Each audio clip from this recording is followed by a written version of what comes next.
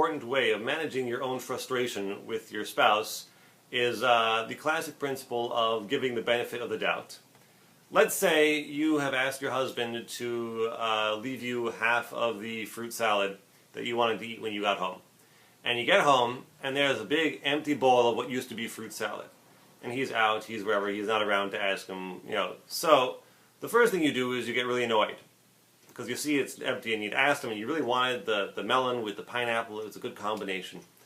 And it's not there. So, this is a great time to implement giving the benefit of the doubt. You think to yourself, well, let's think of some possible explanations. Now, you can come up with outlandish ones if you want, but there are certainly plenty of reasonable ones. Like, maybe someone came over, and it was an important person, and he had to feed this person some food. Or, his father came over, one of his parents, and in order to, honor his parents properly, he gave them, even though he knew that you wanted it. Or, let's think of some crazier ones. Some homeless person ran in, and he had to feed them so he wouldn't start taking food from the fridge. It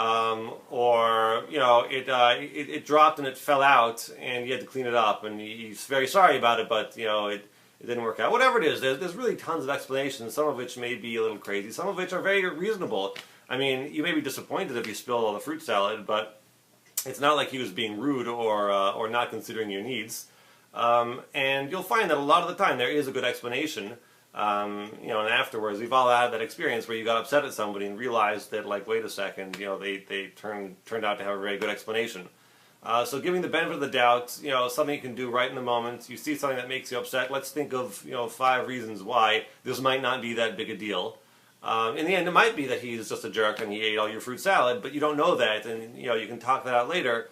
Whereas in that moment when you're upset, rather than coming at him when he walks in the door and yelling at him, now you'll be able to say, hey, I noticed the fruit salad's gone, what happened? And he'll say, oh yeah, I slipped and I fell and it all fell all over the place and I cleaned it up and I mopped the floor afterwards. Now you're even happy because he mopped the floor, which has probably never happened before.